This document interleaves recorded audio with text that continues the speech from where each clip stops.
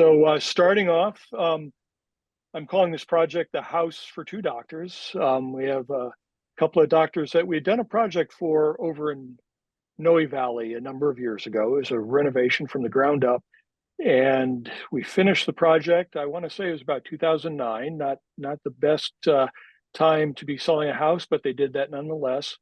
Sold the house and actually made quite a bit of a profit from that. Moved to Menlo Park, found another house, and bought that, lived in that for a number of years to kind of see what they wanted to do. And then came back to us and said, we're ready to move forward. Let's go with this. I think we're going to tear this house down and we'd like you to build us a new one. So that's where this project starts. We received the civil drawing, which is kind of the basis for most projects. So you can see the site's somewhat challenging. It's on a creek side, which is quite interesting. It's a beautiful site, but that also gives it some other issues that we needed to deal with. And this is kind of the starting point. What is existing? What is Menlo Park going to allow us to do?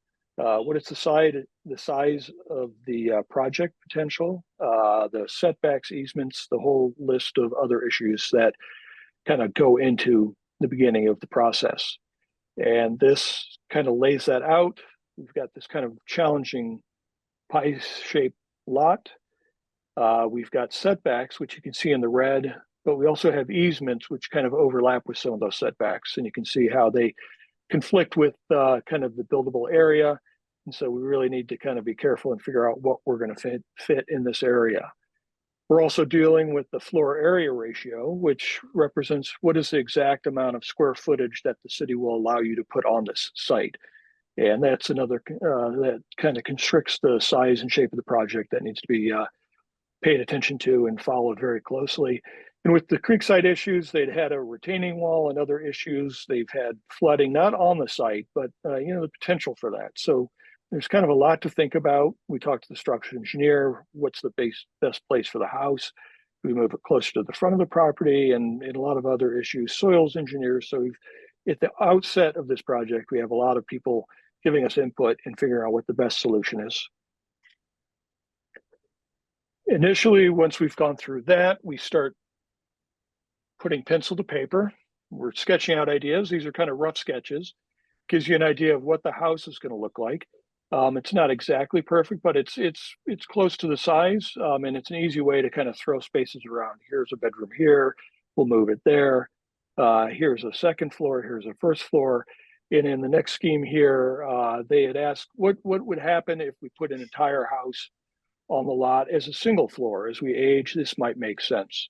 And as you can see, it pretty much filled up the entire lot, something that they were too happy about because they were hoping to put a sports court for their kids. They have 3 children, other outside amenities, outdoor kitchens, patio, fire pits. So once we started kind of checking off the boxes for a lot of things they wanted, we realized this wasn't going to be a good solution for them.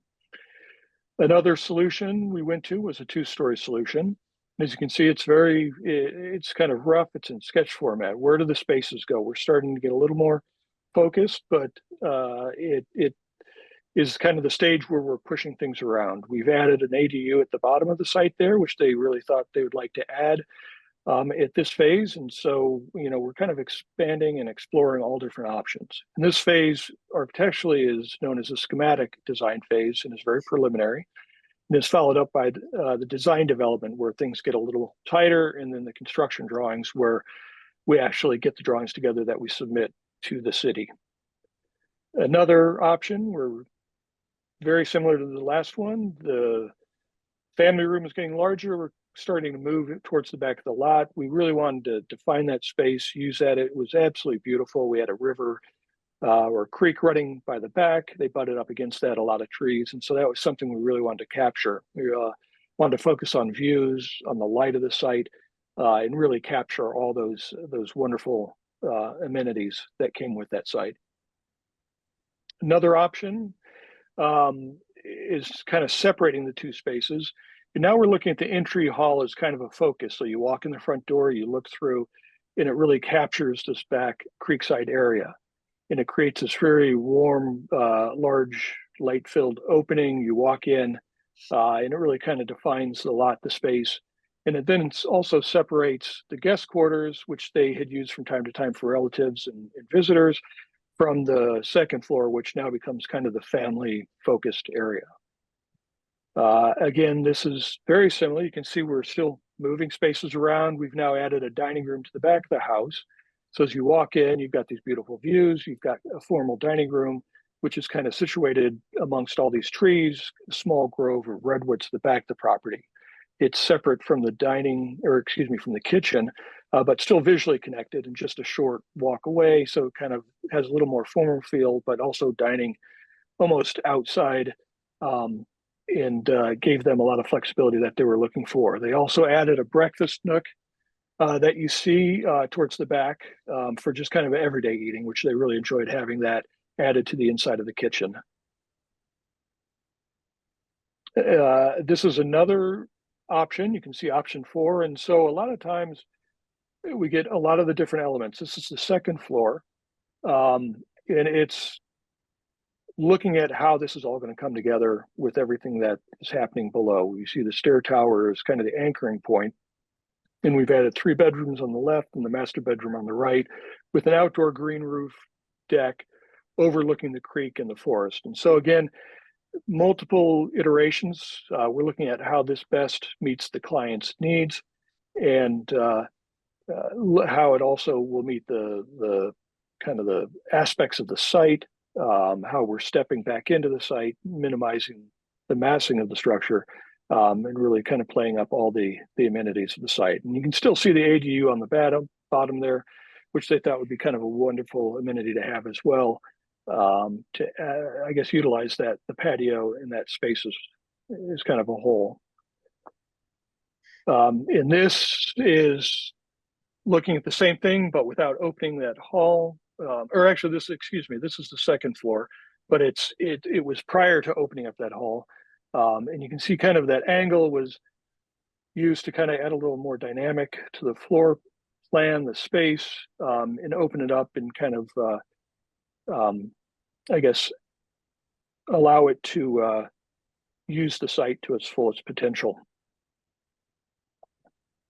From that point, we start looking at very rough massing models. A lot of times we'll do this 3D, sometimes we do it 3D and by hand. You can see kind of below this model is the actual site that was based off the civil drawing. And you have just a very rough, this is kind of the massing of the floor plans. This is what it's going to look like. We start playing around with that. We start adding windows. Here's another option. Maybe we have a trellis at the front. We create kind of an entry courtyard and start defining spaces. I think what's critical is having spaces throughout the house, whether it's a place to sit down and read a book, or where the kids hang out, or out in the backyard by the fire pit, or as doctors, they wanted an office that they could sit in, close the doors, and use as they were having conference calls and things like that. So not only creating a house, not only creating a home, but also creating a lot of different spaces for this large family to use day to day.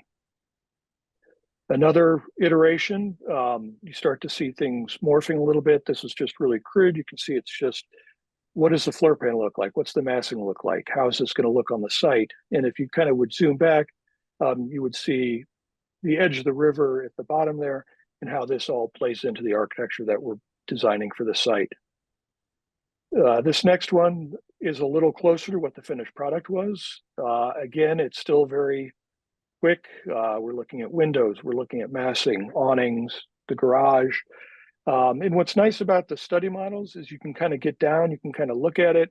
There's kind of a tactile feel that you can really look at it, get a good feel of how this is going to lay out. You can see at the top there, we're starting to put in light wells, skylights, and see how all of that's going to transform into the house below. In the middle there, you can see what is a light well that goes through the second floor down into the kitchen area, which we thought very important to really bring in the natural light, bring in the sunlight, so the house wasn't too dark based on the massing. I think bringing in that natural light is very critical. And this is a view of the back of the house. You can kind of see it stepping down to that creek area. And again, it's just a nice tool to look at this, to get a feel for what the final house will look like. And then from this stage, we start looking at kind of, say, 3D renderings, where you can really get in closely, start to see how the materials are coming together, see a stair is coming together, the front entry, the garage, the front massing of the structure, window placements, sliding them left, right, but just very quick. It's all massing, no materials at this point, but just to see how it's all coming together. And then at that point, you start to see the materials. We're still kind of finishing up the design development before we start the construction drawing. So we're looking at wood siding, we're looking at zinc siding, stone possibly for the stair tower, the orientation of the wood.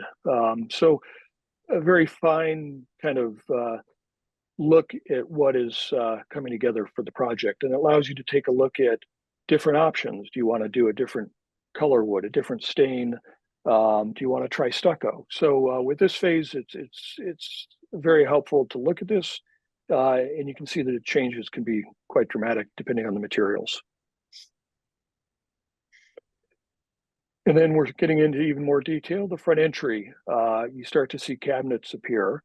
It really starts to look like what you'll see shortly as kind of the finished product. You have the stair, the glass, and you can see that view that's captured down through the center of the house, which really was nice to connect the front and back with the river and kind of the forest that's in the back there. And now you're seeing the back of the house. And again, this large patio area, you see all the glass, the living, the kitchen, and then on the far side is the dining room, and how they all connect to the back, though they're separate spaces, and how as the family is moving about throughout their day, and whether they're entertaining or getting up in the morning, that just kind of, they're able to kind of walk through all these different spaces and how those are defined. And then again, looking at the same 3D view, now we're saying, what if we had stucco here? And once you build the model, it's easy to do that. And say a cost number comes back, it's a little high, we say, well, let's try this and see where that leads us. So it's nice to have that flexibility with this process. Again, similar, very quick rendering of the interior, the kitchen. You can see how that lays out, the island. You can see the little kitchen nook that was added. We were originally considering an opening at the top there. You see kind of two legs standing in the top of that image. And we were going to connect that to the hall above, which ultimately, because of noise, they decided to fill that opening in. But we thought that would be kind of nice to bring in the natural light. That's a large light well coming down to the second and first floor. And then the next step is the construction drawing phase. And as you can see, this is where we put it all down on paper. The walls, you can see partition schedule, which spells out what are the walls, what is it made of, fire ratings, stairs. This is where everything comes together to make sure that it meets code, that once it's submitted, that there aren't issues. So this is really the kind of highly technical phase of the project. And then the second floor of this, laying out what you can see kind of originally was in some of those design sketches, in documenting the skylights you see with the X's over the main corridors there, over kind of throughout the whole master bedroom area. And then even all the way down to the roof plans, laying that out, skylights, you see where all that light's coming in, and adding light to the project. Elevations, this also will go to the city for permitting. And again, materials, it tells you what we're putting in there. It lays out all the very specifics, the windows, what type, size, all the requirements that we need to meet to get a permit for the project. And this view from the side, a view from the back, and the other side of the building. So you can see it is designed to basically give all the information to the city so they can review the project and issue the permit. The section as well, kind of defining the spaces, ceiling heights, construction. This is also coordinated with, say, the HVAC consultant or with the structural engineers, so we can see if there are conflicts and how this all works together. From that point, let's see here, we have a finished project. So we've kind of skipped the whole construction phase and have what is essentially out on the site now. And you can see from the model how all these materials kind of came together, how the massing kind of changed somewhat, but it's kind of the result of all that process. The front entry, which is also similar, but at the end they were mixing and playing around with materials. You can see kind of those previous studies added in that process. The front entry hall, looking back to the stair tower. Storage also, which I feel is important. To the right, as you walk in the front door, you have storage here, leads to a hall, and then on the right side, the office, which is nice with the pocket doors that can open or close for privacy as they're working. And it's open yet separate from the rest of the family as they're doing what they may be on the other side in the family kitchen area. You also see the window at the end of the hall there, which connects the house to the site. So you always have natural light and that kind of connection to the outdoors. This is the main hall that I described that opens in through the front door to the back of the property. You can see part of the dining room there. To the right, it exits out to the backyard. And also to the right, you can exit into the kitchen. And then it also gives you a nice separation between the guest quarters, which are on the left. Then from there, that leads into the kitchen. You can see on the left upper side of that image is the light well I spoke of, which really brought in a lot of natural light, and I think defined the space and created just a beautiful environment. Again, another view of that kitchen area. The detail of that, looking at materials, cabinets, counters, everything that kind of goes into a project of this scale. Another detail of that. And then the kitchen breakfast nook that worked really well in the back here. It was nice to have it kind of off the side. You feel like you're sitting outdoors almost. The windows in the back there open up, so you can open it up on a nice day and virtually be outside.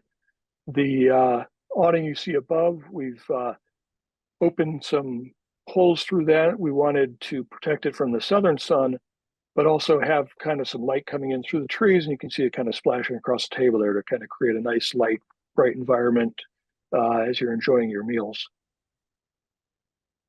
And then a view from the kitchen to the back, detailing that nook.